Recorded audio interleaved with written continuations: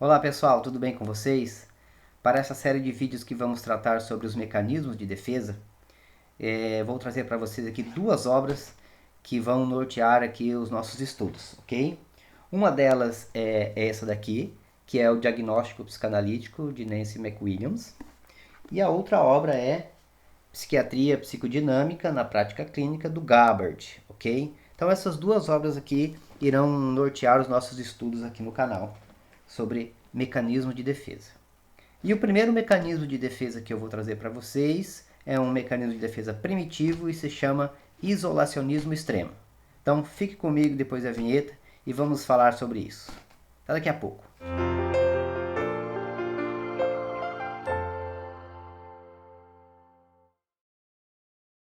Voltamos, pessoal, e eu quero dizer para vocês, antes de a gente começar o vídeo mesmo, que eu estou bastante ansioso para trazer esse tema para vocês. Quero deixar registrado aqui que então esse é um dos primeiros vídeos do meu canal e o primeiro vídeo que abre a série de mecanismos de defesa. Okay? Então é um assunto que eu estou bastante ansioso para trazer para vocês, tá bom? Então vamos falar hoje sobre o mecanismo de defesa que nós chamamos de isolacionismo extremo. Então ele é um mecanismo de defesa que é considerado primitivo. Então o ego neste momento ainda não está muito maduro. Então, mas é importante dizer que tanto crianças quanto adultos podem utilizar deste mecanismo de defesa. Então, crianças, quando elas estão muito aflitas ou elas são superestimuladas, é comum que elas venham a cair no sono. O que ocorre é uma fuga de um estado de consciência para o outro quando ocorre esse sono. A ocorrência desse sono é uma tentativa de fuga, é uma reação automática e autoprotetora que a criança se utiliza. Adultos também, pessoal, eles podem se utilizar desse mecanismo de defesa, inclusive se utilizando de substâncias químicas, por exemplo, como o álcool, o cigarro, com uma forma assim de autoproteção, de se proteger de situações que é considerada adversa. Por exemplo, nos momentos que ela é obrigada a fazer interações sociais, participar de eventos sociais, por exemplo, ou ainda nas próprias relações pessoais com familiares e amigos, tá? Então a gente percebe que tem um termo aí que ficou chamando a atenção, que é fuga. Então, algumas literaturas, a exemplo do DSM, vai preferir, muitas vezes você vai encontrar esse termo, que é chamado de fantasia autista. Parece ser um termo bem pejorativo, mas não é. É só uma forma de demonstrar uma versão específica de tendências de atitudes que pessoas que utilizam esse mecanismo de defesa possuem.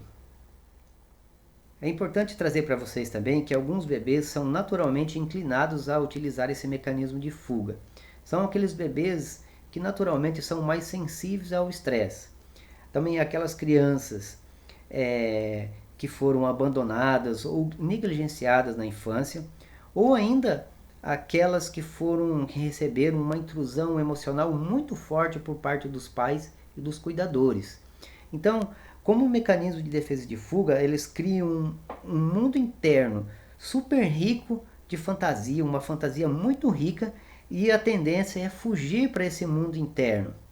É importante também ressaltar que pessoas que possuem o estilo de personalidade esquizoide também utilizam esse mecanismo de fuga como uma forma de se proteger e de não estabelecer esse vínculo de confiança que é necessário para se viver em relacionamentos interpessoais. E quais seriam as desvantagens então da utilização desse mecanismo de defesa? Se nós considerarmos dois polos, a utilização mais extrema desse tipo de mecanismo de defesa, então nós vemos a fuga extrema, ok?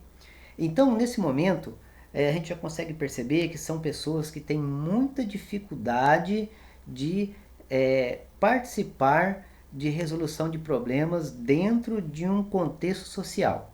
Então, aqueles que são parceiros de pessoas que têm esse tipo de personalidade esquizoide costumam então sempre estar com a paciência sendo desafiada, porque há uma recusa de participar emocionalmente e de resolver problemas afetivos dentro do relacionamento. Outra coisa também que acontece é aquele tipo de frase em que as pessoas dizem mais ou menos assim, vou ler para vocês. Ele apenas fica mexendo no controle remoto e se recusa a se responder. É uma queixa recorrente. Outra coisa também que é importante é essa situação desse tipo de paciente na clínica. Então, os terapeutas têm muito trabalho de conquistar a confiança desse tipo de paciente, justamente porque é aquela pessoa que se recusa a se envolver num nível emocional e afetivo e dificulta realmente esse trabalho de engajamento e de confiança que deve acontecer num set terapêutico. E existe alguma vantagem, então, ao utilizar esse tipo de mecanismo de defesa? A literatura traz que sim, né? Então, são pessoas que muitas vezes elas criam um mundo muito rico e fantasioso, interno, e eles possuem aquela facilidade de ter uma sensibilidade para com o outro. Apesar de parecer uma pessoa fria, nula, muitas vezes ela consegue captar momentos sensíveis do parceiro. Então, quem se utiliza desse mecanismo de defesa, então muitas vezes são aquelas pessoas super criativas. Elas têm um modo particular, interno de enxergar o mundo. Eles não negam a realidade. O que ocorre, na verdade, é uma fuga dessa realidade para dentro de si das fantasias que foram superestimuladas, né, desde criança até chegar a esse momento. Então, nós encontramos pessoas excepcionais utilizando esse tipo de mecanismo de defesa. Nós temos aqui os filósofos, nós temos os artistas, temos os teóricos, os cientistas teóricos. Então, tem uma série de pessoas criativas, na verdade, que possuem uma forma toda particular de ver o mundo e de apresentar esse mundo através das suas obras de uma forma sensível, espontânea, super criativa e do seu modo. Dá para a gente fazer um panorama geral, trazer alguns pontos específicos desse mecanismo de defesa? Então vamos lá. Primeiro, tanto crianças como adultos podem se utilizar desse mecanismo de defesa. Outra coisa importante, é sempre uma fuga, mas não uma fuga da realidade. A realidade, ela não é negada, ela é apenas considerada problemática e empobrecida. Então, a pessoa que se utiliza desse mecanismo de defesa, ele cria uma fantasia interna, o seu mundo subjetivo é muito rico e é ali que a pessoa prefere estar, sozinha consigo mesmo. Outro ponto importante é que existe nos bebês, alguns bebês naturalmente já têm a disponibilidade para desenvolver esse tipo de atitude. Então são pessoas que têm traços de temperamento que são mais sensíveis ao estresse. Outra coisa também é crianças que foram abandonadas ou que foram mal cuidadas ou ainda aquelas que tiveram uma forte intrusão emocional por parte dos pais ou dos cuidadores, também podem ser reforçadas a utilizar esse mecanismo de defesa. Então, quando a gente olha numa escala menos saudável dessa tipologia esquizoide, percebemos que são pessoas que têm muita dificuldade de resolver problemas interpessoais. A pessoa ela não confia, a pessoa tem dificuldade de participar emocionalmente. Quem tem um familiar com esse tipo de problema, personalidade esquizoide, sente essa ausência emocional, esse empobrecimento emocional, essa participação afetiva.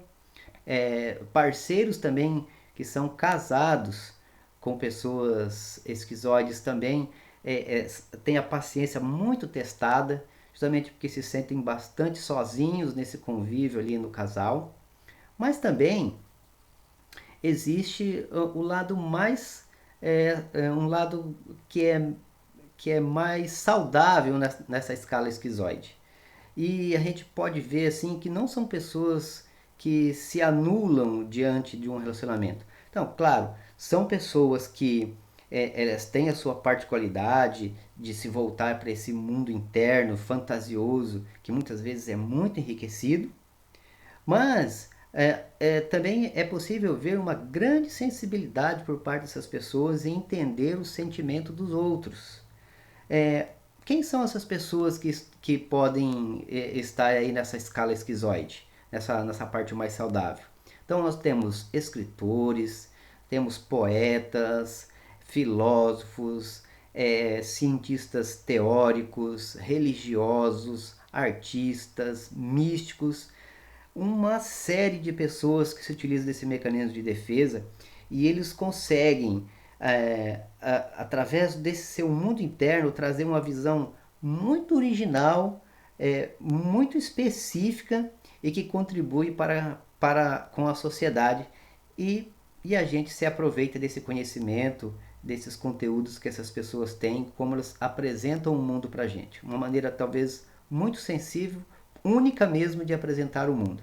E a gente fica aí agradecido por existir esses teóricos, essas pessoas que nos contribuem e que, na verdade, utilizam esse tipo de mecanismo de defesa.